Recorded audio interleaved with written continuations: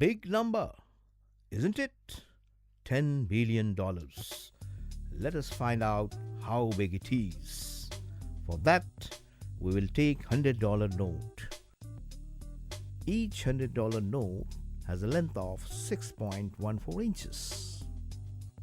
I am going to place the $100 note of the value of $10 billion in a straight line and let us find out how far it reaches. Let us start from India Gate in Delhi, moving towards west. And here we go. Oh, we have just crossed 1.5 kilometers and reached the value of $1 million. Pretty soon, as we move further and reach Pakistan, the distance is of the value of $378 million.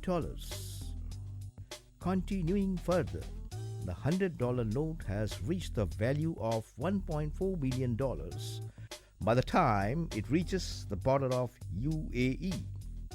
At Cameroon, the line is worth $4.5 billion. The line has to reach Brazil to reach $9 billion. And when it reaches Paraguay, it finally equals the value of the magical figure of $10 billion, which is the current market cap of Bitcoin. But what is a Bitcoin? It is a new form of decentralized digital currency, not supported by any government, that can be transferred from one person to another through the internet without going through a bank or a clearing house. But now the question arises that how can it be acquired? There are four ways. The first and the traditional way is called mining. In this process, bitcoins can be generated by solving a mathematical problem through computing. So, when a problem is solved, bitcoins are generated. The second way is through purchasing them at a Bitcoin exchange. Thirdly, you can trade goods and services for bitcoins.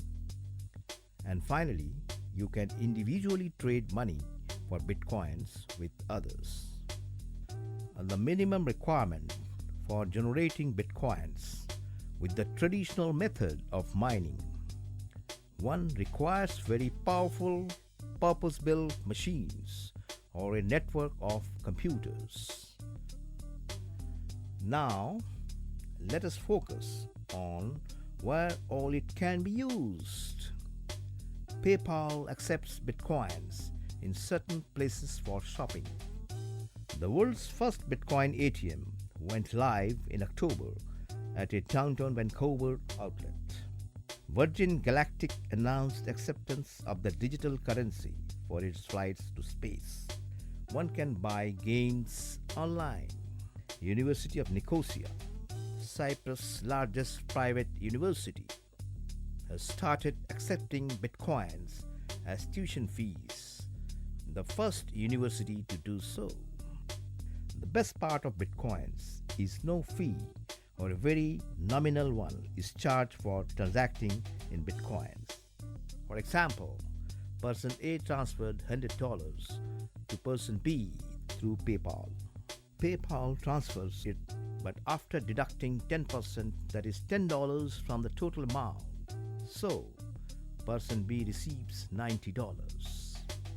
But in the case of bitcoins, person B will receive the full amount or maximum deduction of $0.05 as no third parties are involved. Good deal, we must say. But mind it, one can only store bitcoins where they are generated. So, if you lose your PC or hard disk, you cannot recover the last bitcoins. Now, let us look at some figures. The current value of one bitcoin is $1,000 as on November 2013. Market cap of bitcoin is $12 billion. There are more than 40 exchanges all over the world to exchange bitcoins. More than 350,000 of Bitcoin have already been downloaded in India. With that, India ranks 16 in the world. It is estimated that the total Bitcoin downloads could possibly end at 21 million in 2140.